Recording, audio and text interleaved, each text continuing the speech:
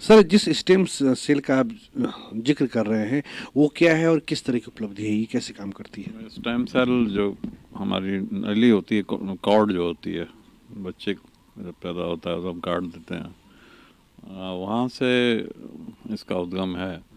और एक stem cell ये माना जाता है कि अगर हम उसको स्टेम सेल को सारी जानकारी हमें प्राप्त हो जाए तो हम किसी भी ऑर्गन को रिजेनरेट कर सकते हैं। मान लीजिए लिवर की प्रॉब्लम है, सिरोसिस हो गई है और वो सेल जनरेट नहीं हो रहे हैं, तो आपको दवाओं से इलाज नहीं हो रहा है, तो पर्टिकुलर सेल इन्फ्यूज़ करके हम पूरे लीवर को रीजनरेट कर सकते हैं।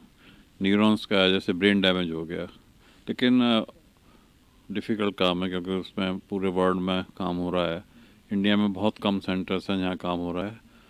इस पर्टिकुलर क्षेत्र में हम अग्रणी बनना चाह रहे हैं, इसीलिए हमने जो जहाँ सेंटर्स हैं उनसे एमओयू किया है और उनके लोग भी आए थे इस मीटिंग। सर, एक सवाल ये है कि आपके यहाँ पे जो बिहार के बच्चे हैं, जो बिहार के छात्र और छात्रा हैं, नया साल शुरू हो रहा है, 2026 शुरू हो रहा है, आर्यभट्ट ज्ञान विश्वविद्यालय बिहार को अनुसंधान के दृष्टिकोण से, रिसर्च के दृष्टिकोण से किस तरीके से मदद कर सकता है? आपकी यूनिवर्सिटी किस तरीके से मदद कर सकती है? अब जो हमारे सेंटर्स हैं जिनको हम बच्चों ने, अब इस बार सारे सेंटर्स के सीट फुल हैं, जो इस पर्टिकुलर फील्ड में जिनमें हमारे सेंटर्स के बच्चे बढ़ रहे हैं, अब उनको ये हमारी रिस्पॉन्सिबिलिटी हो गई है कि हम उनको ऐसी शिक्षा दें कि वो उनको नौकरी बिहार में मिले,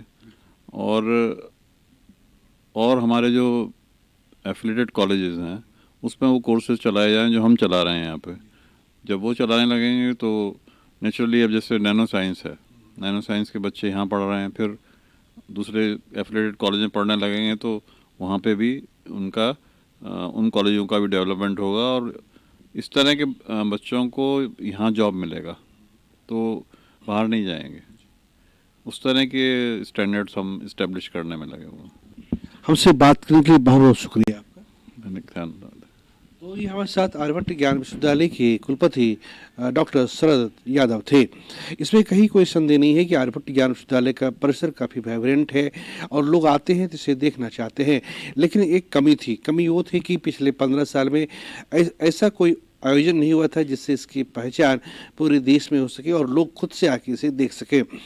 प्रोफेसर शरद प्रसाद यादव ने ये इनिशिएटिव लिया। इन्होंने अपनी तरफ से पहल की कि लोग आएँ, जो इस जोन की जो वीसी हैं, जो उत्तर प्रदेश के जो कुलपति हैं या बिहार के अलग अलग हिस्सों के विश्वविद्यालय के जो कुलपति हैं, वो आके यहाँ पे देखें कि यहाँ पे किस तरीके से बच्चों की, छात्रों की पढ़ाई हो रही है और इस तरीके से मैसेज देने में सफल रहे हैं।